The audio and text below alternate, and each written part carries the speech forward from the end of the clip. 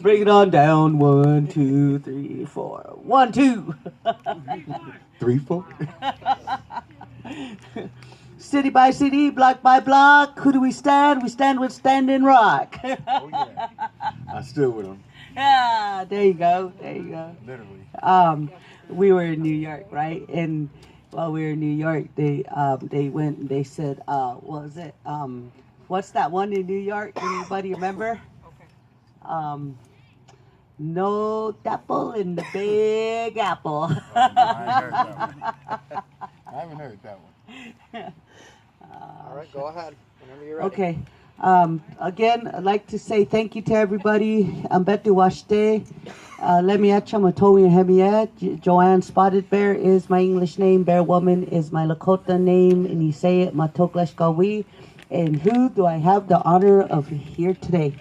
My name is Arthur Woodson, community activist, a veteran advocate, and fighting for the people, fighting for clean water, affordable water, livable wages, fighting for what's right. Oh, you heard it here first. He's fighting for what is right. Clean water, living. He's a veteran. He fought his whole life. So I'm gonna be aware of you, and if I need a bodyguard, I know where to go. Okay. I'm usually getting interviewed, so this is a turnaround for me to interview others. Okay, so bear with me. I'd like to know how long you lived in Flint, and what do you do here in Flint, and how does the water affect you? I've been here all my life. Well, since I was 4 years old, I've been here in Flint. I'm a veteran. I was in the military. Came back home, went to different states. When this crisis first started, back in 2014, I was helping a veteran. Like I said, before I started this, I was a veteran rights advocate. In 1953 to 1987, down in Camp Lejeune, North Carolina, they had contaminated water with TTHM. You had DCE, PCE, 1, 2, DCE, benzene. So what happened, the veterans was drinking the water, their family, their friends, everybody. So at that time that I was helping him, May the 2nd, 2014, our water had TTHM, a level of 1.96.201, and I got wind that our water was contaminated. So I started fighting, asking the water department, why hadn't they sent out any advisory letters? So July the 1st, we were supposed to get a CCR, which is a confidence consumer report that everyone's supposed to get about their water department. Well, they didn't send one. Plus, TTHM is a tier 2 violation. So everyone was supposed to get a letter within 30 days informing the public that we had TTHM in the water. And the letter was supposed to state a person that is an adult that is 154 pounds, drinking 2 liters a day at 0.80 parts per billion, within 70 years, you can have cancer. But on the tail end of that, they cut off that out of 10,000 people, 3 people are guaranteed to die. So they don't tell you that part of it. So that was in May. So in August, we had Legionella, we had E. coli, plus we had TTHM. 2 of those things that was in there, you shouldn't boil the water. TTHM and Legionella, you shouldn't boil or heat hot water heaters because it's vaporized and it's easy access into the lungs. Plus your pores are open, so it's easy access into your bloodstream. So we had that, but we had to boil it because it had 24-hour notice, which was E. coli. So I've been fighting ever since really 2013 because of the KWA also, the Karagandhi Water Authority, where they were trying to sell the pipeline, and we were fighting against that first, and you know, from there it took off. You hit something that I'm familiar with, and that's benzene. Am I correct when I say that benzene creates birth defects, bone marrow, and death? Yes, that's definitely correct. When that first came out, the TTHM, I went to Genesee County Health Department, plus I called CDC down in Atlanta because I wanted to know how bad it was.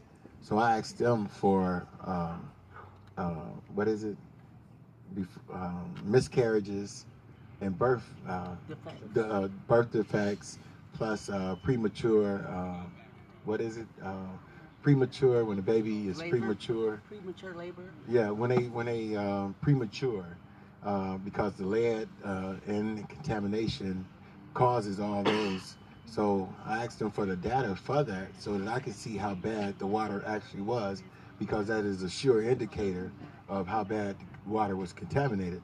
But they wouldn't give me any of this. Genesee County Health Department, nor would CDC. CDC said you have to go through them. To this day, I'm still asking for how many miscarriages or premature kids did we have between the year 2013 and 2016. So let me get this right.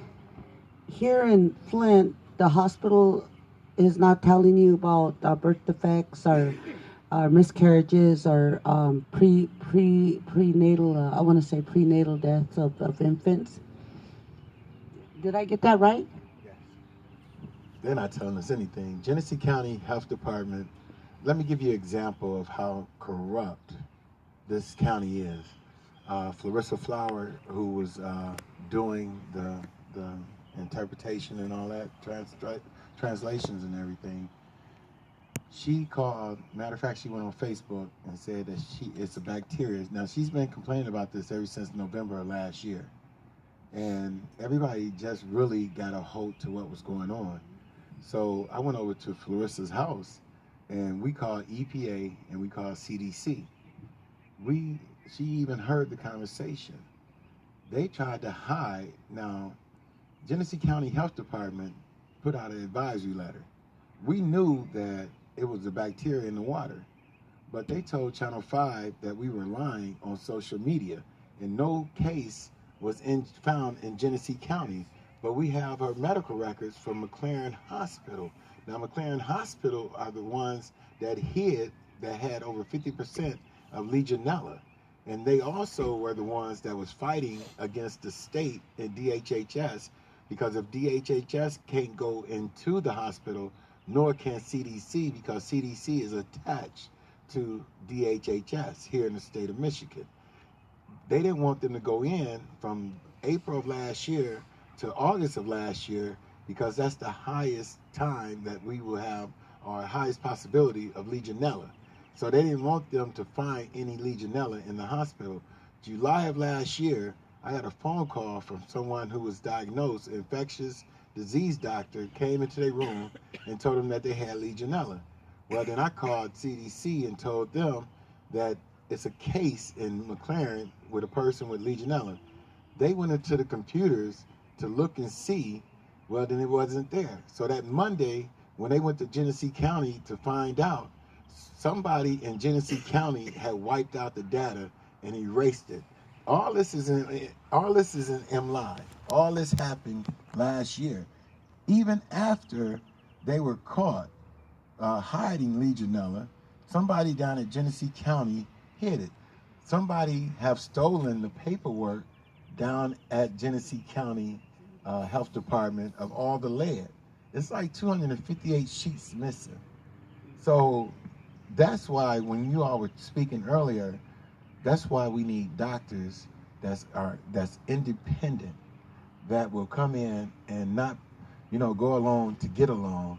They'll speak the truth. And once you start getting people in here that will speak the truth, then everything will collapse and people will start getting out the way that's putting obstacles up in front of us. Because here's the problem. The problem here is you can't make money off a cure. The money is made off the treatment. So if they fix this here, and if they would have hurried up and fixed it last year, they wouldn't have been able to make $4.8 million off of 855 lines that really would have cost $2.8 million. They made $4.8 million just off 2 phases. We paid $3,300 out of our pocket to get 3 service lines changed at $3,300 a piece. In phase 2, it was $2 million. Phase 3, it was $5 million. That's $7 million. 855 lines. Now you times 3,300 times 855. That's 2.8 million. Out of $7 million, they made a profit of $4.8 million. And it might have been cheaper than that because only one line cost $3,300. So they still making a profit off of 33. So it actually really only costs like $1,800 to do a service line. But they charging $6,400 at first a service line. Now they were charging $5,000 a service line. So it's all about making money here. I'm going to ask you the same questions that I asked our previous host in Miranda. Have you witnessed loved ones that have passed on? And I saw one hospital. Is that the only hospital in the city of Flint? In the city of Flint, no, it's McLaren and Hurley Hospital. My friend just passed away about 3 weeks ago, and he passed away of a lung infection. They are telling us that it's just normal. Flint has a poverty level of 40%. We don't have money here. So we don't have money. We don't have money to do autopsies. It's a lot of pneumonia cases here, influenzas here. It's a lot of different things, organ failure, heart attacks, strokes. My friend had a friend that was at a Super Bowl party. The guy was running around healthy, 28 years old. That was on a Sunday. That Monday, he went to the hospital and he had a heart attack and died. Never had heart problems before in his life. There's a lot of people here passing away of heart attacks. You have to understand that this water is vaporized and it's lead, it's pathogens, it's carcinogens, it's bacteria, it's they put in 4 milligrams per liter of orthophosphate so that they can recoat the pipes. In order to recoat the pipes, it has to flow. The water has to flow. By us not using the water, it's sitting, it's stagnated. So when it's stagnated, that 4 milligrams of orthophosphate is sitting there, and it's like a buffet for bacteria. So now it's going through the filters. They want us to run the water for 5 minutes. 2 minutes, 2 gallons per minute is 10 gallons of water that we're wasting a month. And then they saying we need to run it extra. Well, the people cannot afford to flush water.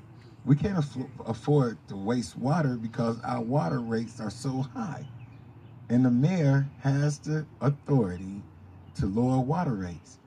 The city of Flint buys water from Detroit at $7.92 per 1,000 cubic feet. That's equivalent to 7,480 gallons. That's how much they buy. They buy 7,480 gallons of water for $7.92.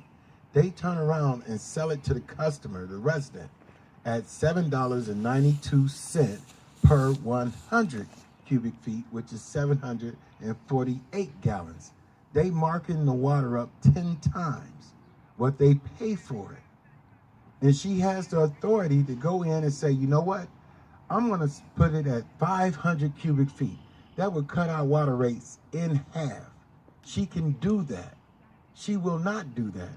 She could turn around and stop all shutoff notices. That's her authority. The governor can't do anything to her. She can stop the 8,000 liens. Don't let them fool you by saying it's the city council that can do it. She didn't even have to put it out there. Why is she putting it on the city council to turn around and vote on it, and she turns around and veto it? She's the one that did it. It's not about who the mayor is and all this other stuff. It's about who's helping the people. The people is who's suffering here. None of the residents in the city of Flint have made any money, got any attention, got any health benefits. The problem here is you have health doctors and money's coming in, but it's for people 21 years old and younger. It's for pregnant women. It's for kids. What about the people who's affected by the TTHM that's over 21? What about the people who has bacteria in their system that's over 21? What about the carcinogens, the pathogens, and everything else? What about all this stuff that's happening where the people are over 21?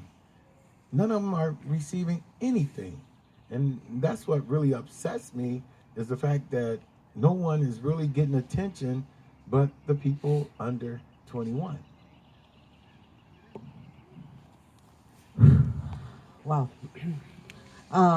Where's the Native community at? That this is a, well, I don't know if you know, but treaties are not a land sale, they're not a deed, and they're definitely not a title. Okay. And the state of Michigan rents the land from the Bureau of Indian Affairs and the Department of Interior from the local natives. And the Oneida natives are from the area. And I was just wondering, have you ever called on them to come down to help? I'm glad you asked. We had an all-call bulletin for all veterans to go to Standing Rock. And I was one of the veterans that I said I didn't care what happened. We were going to stand in between the law enforcement and the natives.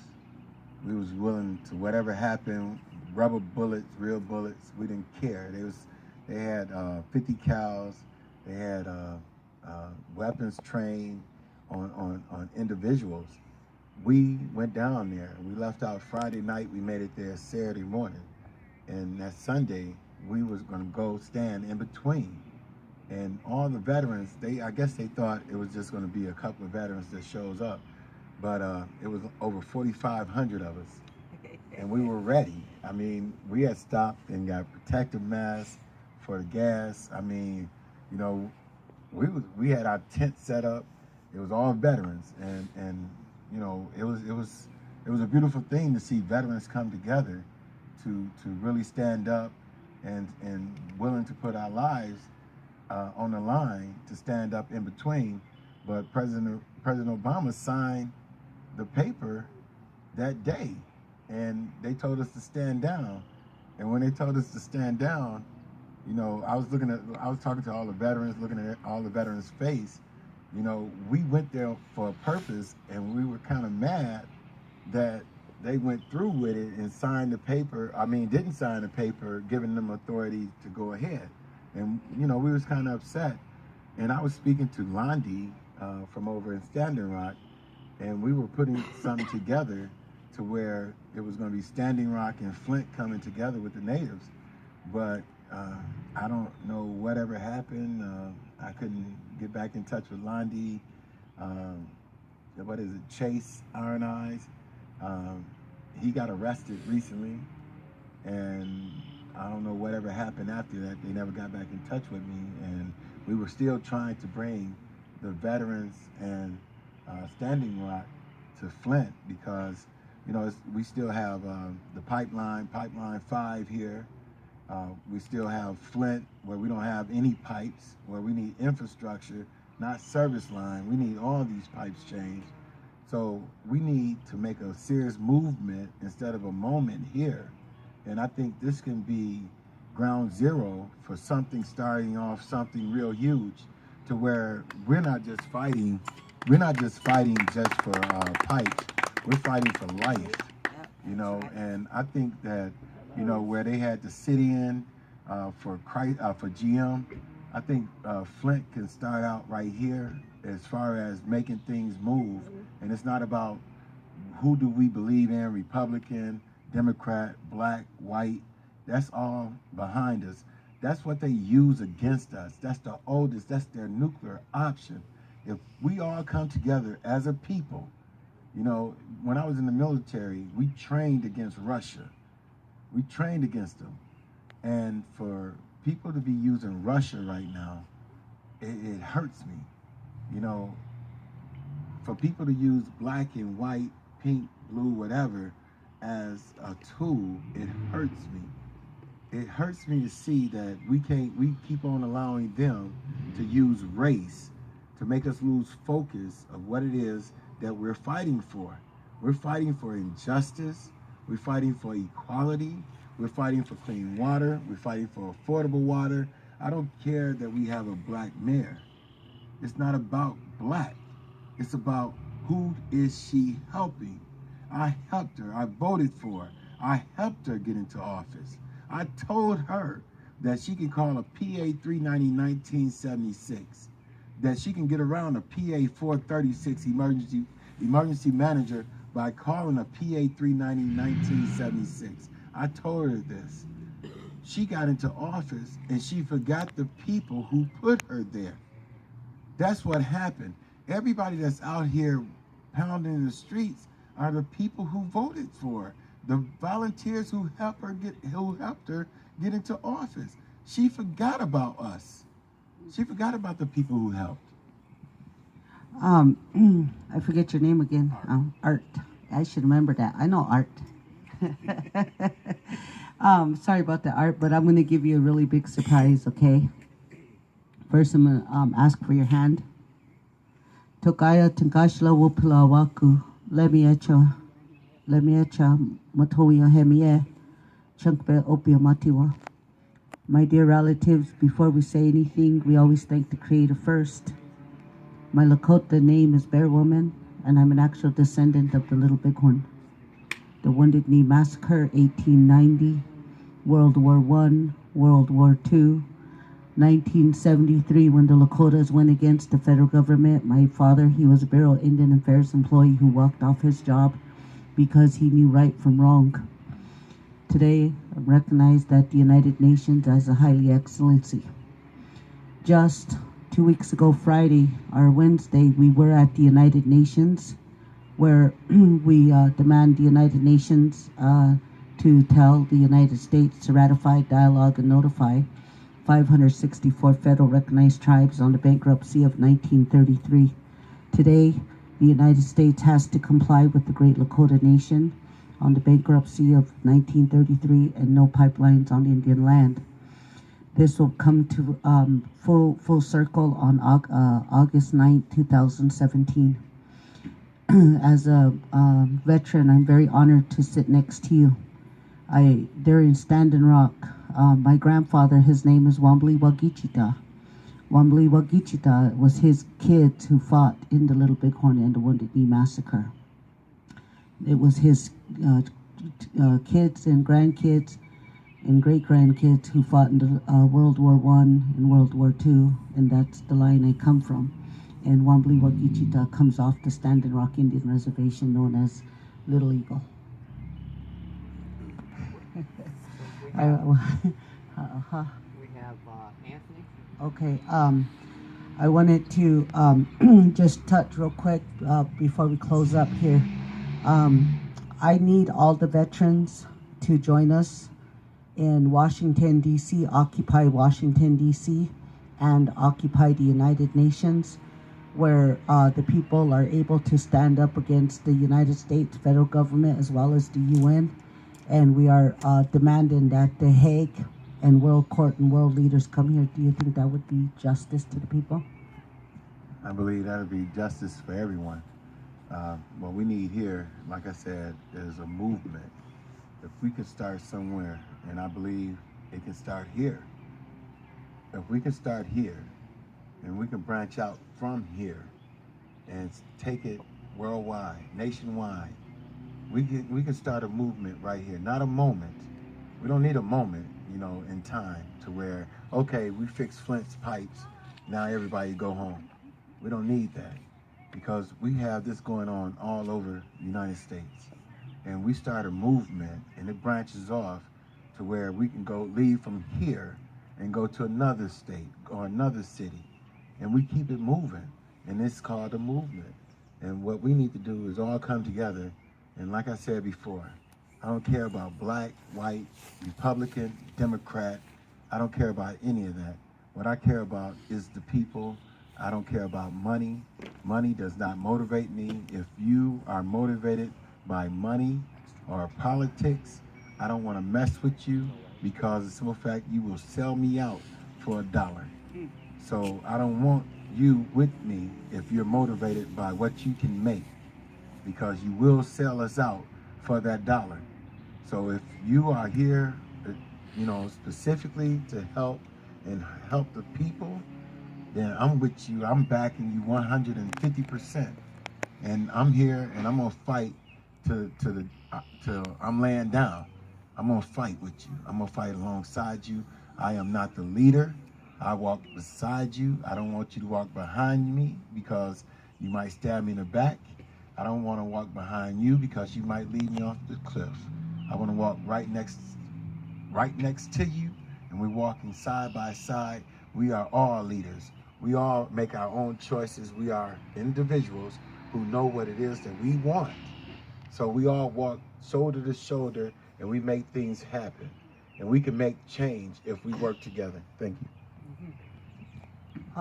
Thank you very much. Just real quick, as a Native American Indian and a Lakota, I hear that all the time. We always forget about the treaties, and that's where Native Americans, we back out. That's the first thing. Because it is our land. And I just got through telling you that the United States is bankrupt. And I told you that the United Nations is having the United States ratify in dialogue with the Gray Sioux Nation. And that document you have in your hand is what the United States was served with inside of the United Nations. In other words, I served the United States and the United Nations. Okay? This land here is belonged to the Oneida. That water there, it was never to be polluted by nobody. And we know that the water is polluted, and we know the people are having problems. We're here to help you. And as for Native American Indians, you never heard of a bankrupt Indian. You never heard of, there's no rich Indian until every Indian is rich. And in this country, so long as we have problems and no unity and solidarity or understanding, this problem will be as it always is, as it always was. Okay? And so when we talk about unity, we've always spoke unity. Our medicine wheel is black, red, yellow, and white. It doesn't have no other colors in it because that's the colors of the world. So what we want is unity. But if we don't get unity from here, then it's easy for us to move on and just forget and let you figure it out another century or whatever. But I'm just going to leave everybody with this. If I did not care about you, I don't have to be in Flint. If I did not care about anybody, I never would have went to Standing Rock. I would have had the grandmothers do it on their own. They would have found somebody, but I don't know if they would have did the job that I can do. If I did not care, I would have never took the initiative to go to the United Nations to serve the United States and get them off of our land, because they're the ones creating the problem. The problem always starts at the top and withers to the bottom.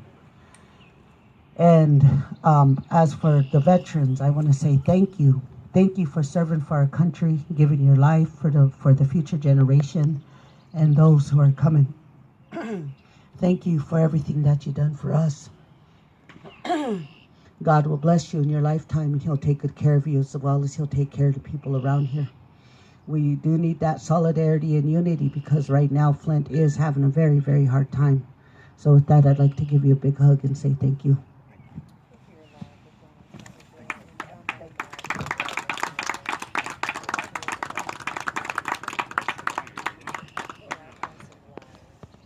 Okay, we have another one coming up.